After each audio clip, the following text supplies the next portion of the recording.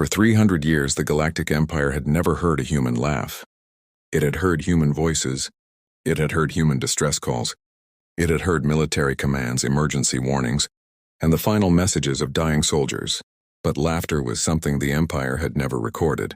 That changed on the day the Imperial fleet entered the Sol system.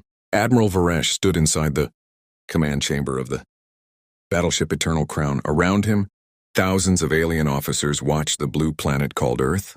Earth looked small, almost harmless. Its cities covered parts of the continents with tiny lights. Its oceans reflected the sunlight. Nothing about the planet suggested that it had once forced the Empire to stop, expanding toward the outer stars. The Empire had expected primitive weapons. Instead, long-range scans had found something disturbing. Human ships carried engines the Empire could not fully understand. Their defense systems had no clear energy signature. Their weapons did not behave like normal weapons, but the humans had never used them against the Empire. That was why Varesh had come. He believed humanity was hiding its strength because it was afraid. "Open the surrender channel," he ordered. A communication appeared across the screen. The Imperial message was simple.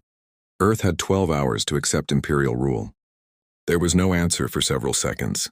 Then the speakers suddenly came alive. A human voice said, "You came all this way for that?" Varesh narrowed his eyes. The human voice continued. Then another voice joined it. Then another. And suddenly the Imperial command chamber filled with something no one expected. Laughter. Not nervous laughter. Not frightened laughter. Thousands of humans were laughing. Some laughed so hard they could barely speak. Varesh stared at the screen. "Why are they laughing?" No officer answered. Then the human transmission ended. A single sentence appeared on the Imperial display. "You really don't know, do you?" Varesh felt a cold silence spread through the command chamber, because somewhere beneath the surface of Earth, something had just awakened. And the Empire had no idea what it was. The Imperial fleet did not attack. Admiral Varesh was too intelligent to begin a war without understanding the enemy. Instead, he ordered his intelligence division to study Earth. For 6 hours, Imperial analysts searched human history. They studied ancient wars. They studied human military development. They studied every conflict involving nuclear weapons, artificial intelligence, orbital weapons, and deep space technology. Nothing explained the laughter. Then an Imperial historian discovered something strange. Humanity had once received a warning from an unknown civilization. The warning was almost 5,000 years old. It had been discovered inside an ancient structure beneath the Pacific Ocean. The message contained only 7 words. "When they come, do not show fear." The Empire's analysts assumed the message was about the Empire, but the dates made no sense. The Imperial Empire had not even existed 5,000 years earlier. There had been another civilization, a civilization that had disappeared without leaving a clear explanation. Human scientists had found traces of that civilization long before humanity reached the stars. But instead of announcing the discovery, humans had hidden it. Varesh ordered the files opened. The reports were disturbing. The ancient civilization had not built weapons. It had built something else, a device called a memory gate. The device could record the experiences of an entire civilization and preserve them inside a single artificial intelligence. But there was a problem. The memory gate had been activated once, and after activation, the ancient civilization had vanished. The Empire's scientists believed they knew why. The device had not destroyed them. It had warned them. Something had entered their galaxy. Something so dangerous that the civilization had abandoned entire worlds. Varesh looked at the ancient records. Then he noticed a final line. It had been translated into human language thousands of years later. "If the visitors return, find the species that laughs." Varesh slowly stood. "Find the species that laughs?" The room became silent. Then an Imperial officer whispered, "Perhaps they were not talking about the humans." Varesh turned toward him. At that exact moment, Earth's moon began transmitting a signal, and every Imperial sensor detected the same impossible message. "They have found us." The signal from the moon lasted only 11 seconds. Then it disappeared. Imperial ships surrounded Earth's satellite. Varesh ordered his scientists to scan every surface. They found nothing. No hidden fleet. No weapons. No underground city. Nothing. Then a human research vessel arrived. It was not a warship. It was an old exploration ship named Odyssey 7. Its commander was Dr. Mara Venn, a human archaeologist who had spent 20 years studying the ancient civilization. She appeared on the Imperial communication screen. Varesh expected fear. Instead, she looked tired. "You should leave," she said. Varesh almost laughed. "You are in no position to give orders." "I know," Mara replied. "Then why are you telling me to leave?" "Because you still think this is about humans." Varesh said nothing. Mara explained that humanity had discovered the ancient civilization beneath Earth's oceans long before humanity developed faster than light travel. The civilization had not been conquered. It had not been destroyed by war. It had simply disappeared. Their planets were still there. Their cities were still standing. But every living being was gone. Human scientists had spent decades searching for an explanation. Then, 20 years earlier, they found one. The ancient civilization had discovered a region of space called the Silent Dark. Ships entering the region lost communication. Navigation systems failed. Even artificial intelligence became confused. But the ancient civilization had discovered something worse. The Silent Dark was not empty. Something lived inside it. Something that did not travel through space. Something that moved through information. It could enter machines. It could copy memories. It could make civilizations fight themselves. Mara looked directly at Varesh. "The Empire thinks humans are dangerous because of our weapons." Varesh frowned. "What are you saying?" Mara smiled. "That is why your invasion is so funny." Varesh's expression changed. Mara continued. "You brought an army into a galaxy that has already survived something far worse. Then the moon opened. Not physically. A massive structure hidden beneath its surface came alive. Across the galaxy, ancient machines began waking one after another, and somewhere beyond the edge of known space, something noticed. The Empire panicked. Imperial ships had fought armies, machines, and entire alien civilizations. But this enemy had no soldiers. There was nothing to shoot, nothing to chase. The first Imperial cruiser disappeared while orbiting Jupiter. No explosion was detected. No distress signal was sent. 1 second it existed.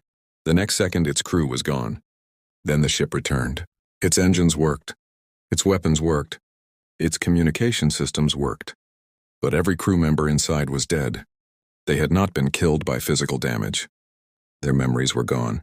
Varesh finally understood why the ancient civilization had feared the Silent Dark. It did not destroy bodies. It destroyed identity. The Empire's most powerful weapon became useless. Every time Imperial computers tried to analyze the phenomenon, the information changed. Ships began receiving orders that had never been sent. Officers heard voices from dead relatives. Soldiers saw images of their childhood homes inside military corridors. Some Imperial commanders began attacking their own ships. Humanity did something unexpected. It did not attack. Instead, Earth opened every communication channel in the system. Thousands of humans began broadcasting music, old songs, children laughing, people telling jokes, voices reading stories. Human scientists explained that the ancient enemy could copy information, so humanity stopped giving it useful information. They created noise. Millions of meaningless human experiences flooded the communication network. The enemy could not understand why humans were doing it. Varesh watched the strange transmissions. Then he heard something familiar. Human laughter. For the first time, he understood it. The laughter was not a sign of weakness. It was a form of resistance.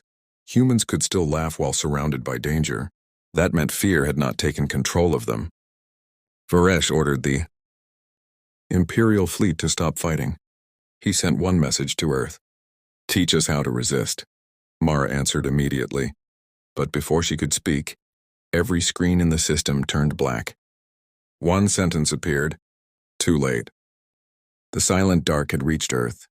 Human communication systems began failing.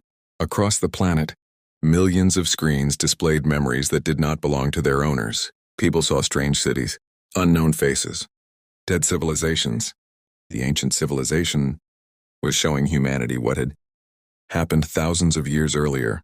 For a moment, humanity stood on the edge of panic. Then something unexpected happened. A child in New Zealand began laughing. Her father asked why. She pointed at the screen and said, "That alien looks silly." Her father stared. Then he laughed too. Soon others laughed. Not because the situation was funny, because they remembered something important. The enemy could copy fear, it could copy memories, but it could not understand why humans could experience terrible things and still choose joy. The human scientists realized that the ancient civilization had made one mistake. It had tried to defeat the silent dark by removing information. Humanity would do the opposite. It would flood the enemy with meaning. Every human on Earth was invited to send one memory. A birthday, a family meal, a first day at school, a wedding, a joke, a lost friend, a beautiful sunset, a moment of failure, a moment of hope. Billions of memories entered the network. The Imperial fleet joined them. For the first time in history, humans and aliens worked together without fighting. Varesh watched the data stream grow. The enemy tried to consume it. But there was too much. Human memories were not perfect. They were contradictory. People remembered the same event differently. Some memories were painful. Others were joyful. Some were completely ordinary. The silent dark could copy information, but it could not understand the human ability to give meaning to imperfect memories. The ancient machine beneath the moon activated. A doorway opened toward the silent dark. Mara looked at Varesh. There is only one way to close it. What way? We have to send something through. Varesh understood. Someone had to enter the unknown. And there was only one volunteer. Mara stepped toward the doorway. Mara entered the silent dark alone. There was no explosion. No great battle. No enemy fleet waiting for her. There was only darkness. Then she saw them. Millions of worlds. Millions of memories. The remains of civilizations that had vanished long ago. The silent dark had not killed them. It had preserved them. It had become a prison made from memories. Mara finally understood the truth. The ancient civilization had not escaped. It had become part of the thing they feared. And now it wanted someone else to take its place. Mara could have destroyed the system. Instead, she made a different choice. She opened every memory humanity had sent. The silent dark experienced human life, not as data. As meaning. It saw humans lose. Humans fail. Humans forgive. Humans love. Humans laugh. And slowly the prison began to change. The ancient memories were released. Across the galaxy, abandoned worlds began transmitting again. The Empire watched as millions of forgotten signals returned from the darkness. Then the doorway closed. Mara came back alive. Weeks later, Admiral Varesh stood before the Galactic Council. The Empire had expected him to recommend war against humanity. Instead, he made a different announcement. Humanity is not the most dangerous species in the galaxy. The council members listened carefully. They are something far more difficult to control. What? Varesh looked toward the human delegation. People who can laugh when they should be afraid. The Empire never attacked Earth. Instead, it signed its first alliance with humanity. And for centuries afterward, Imperial academies taught one strange lesson. Whenever a new civilization was discovered, the first question was never about its weapons. It was always this: can they still laugh when the darkness comes? Because the Empire had learned something that day. Weapons could destroy worlds. Technology could conquer stars. But a species that refused to surrender. Its hope was something even the galaxy's oldest nightmare could not defeat.